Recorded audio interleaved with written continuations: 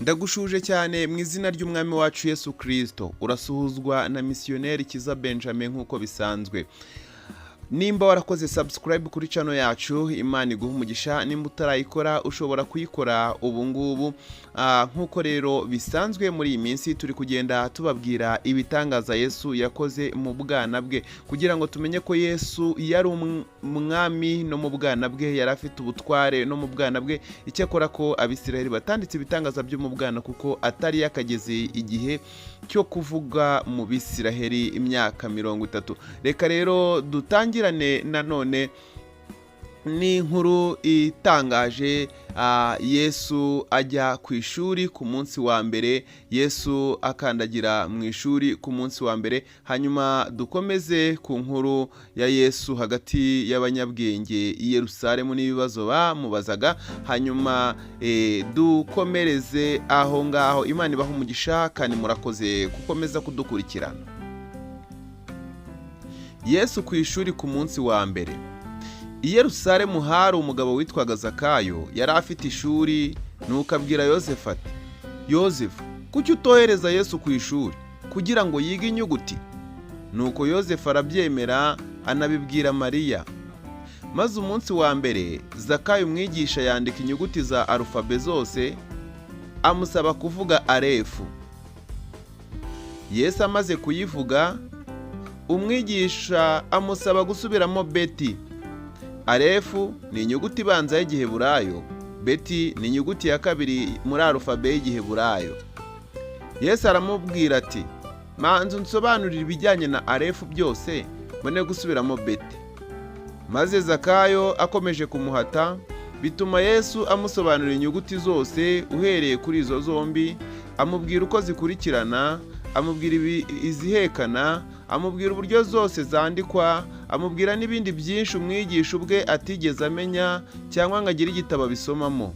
Maze arangije yisubirishamo alufabe zose, arefu, beti, gima, dareti, arinda arangiza alufabe z'Igiheburayo. Maze Zakayo umwigisha aratangara cyane ati, ndakeka uyu mwana yaravutse mbere ya Nowa. Nuko aramucyura amusubiza iwabo, abwira Yosefu ati, wanyoherereje umwana urusha ubwenge abigisha bose. Abwira Mariya ati, uyu mwana nta kintu na kimwe akwiye kwigishwa, afite ubwenge buhagije.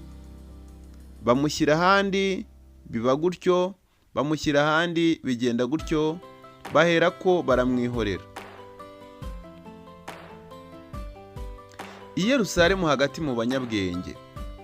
Nk'uko tubisoma mu butumwa bwiza, agize imyaka 12 ajyana n'ababyeyi b'i Yerusalemu mu minsi mikuru. Iminsi mikuru irangiye barataha, ariko Yesu asigarana n'abakuru n'abahanga bize cyane b'Abisiraheli, ari abize ubumenyi busanzwe ndetse n'ubwenge bwo mu isi, ndetse n'abigisha b'Abisiraheli bari abanyabwenge. Nuko Yesu akajya ababaza ibibazo byabananira akabisubiza, bityo kuko yababajije ati, Mesiya ninde? Nabo bagasubiza bati, ni mwene Dawidi. None kuki amwita umwami, aho yavuze ati, Uwiteka yashyize umwami wanjye, yabwiye umwami wanjye ati, icara iburyo bwanjye kugeza ubwo nzashyirira abanzi bawe munsi y'ibirenge byawe? Nuko umwe mu bigisha aramubaza ati, wasomye ibitabo se? Nawe aramusubiza ati, nasomye ibitabo byose n'ibyanditsemo byose. Nuko atangira kubasobanurira ibitabo by'amategeko, by'amateka n'amarenga akomeye yo mu bitabo by'abahanuzi, abasobanurira ibintu ubwenge bw'umuntu butabasha gushyikira. Nuko uwo mwigisha aravuga ati, nabera sindumva ubwenge bumeze nk'ubu, muratekereza ko uyu muhungu azaba iki? Maze umuhanga mu by'inyenyeri wari uri aho amubaza ko yaba yarize iby'inyenyeri.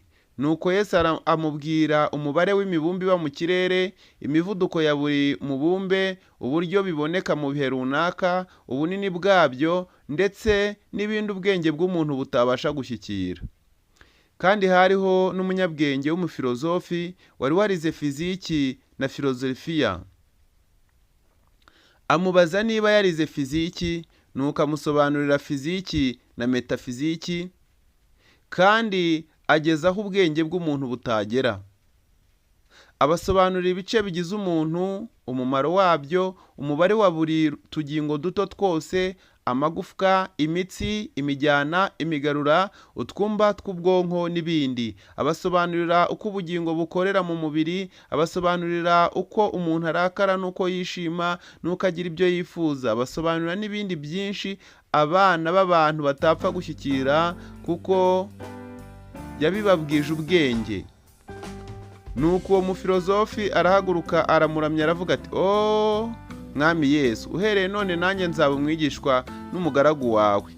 Bakiganira ibyo, Mariya na Yosefu barahagera, kandi bari bamaze iminsi 3 bamushaka. Maze Mariya amubonye amubaza impamvu yabaruhije kuko bamushatse, nawe ababwira ko agomba kuba ari mu nzu ya se, ariko ayo magambo ntibumva icyo asobanuye.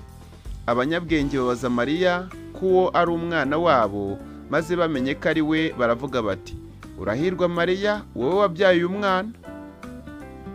Nuko basubira i Nazareti, akajya abubaha muri byose, ariko nyina akajya azirikana ibyo byose. Nuko uwo mwana arakura, akura agwiza ubwenge, akundwa n'Imana ndetse n'abantu bose. Nuko uhereye ku myaka 12 kugeza ku mwaka wa 30, ari wo yabatirijweho kuri Yorodani na Yohana Umubatiza, Yesu ntiyongera gukora ibitangaza, ahubwo yitangira gusoma ibyanditswe byera. Aha kandi niho dusoreje igice cyacu cya 5 cy'imirimo n'ibitangaza Yesu yakoze mu bwana bwe, dukura mu gitabo inkuru zitavuzwe zo mu buzima bwa Yesu, kiboneka kuri store yacu wa eshatu.payhip.com VPMSPAC ebook store. Tukubwira ngo ushobora kujya kuri iyo store ukabona igitabo cyacu, ukaba wagikuraho ku mafaranga makeya. Iyo uhageze ubona buryo ki ushobora kwishyura icyo gitabo. Imana iduhana umugisha. Nimba rero ukunda ibitabo bya Gikristo, hariho n'ibindi bitabo byinshi tuzagenda tuvugaho cyangwa twanavuzeho, wakomeza kwiyagura usoma. Imana iguha umugisha naho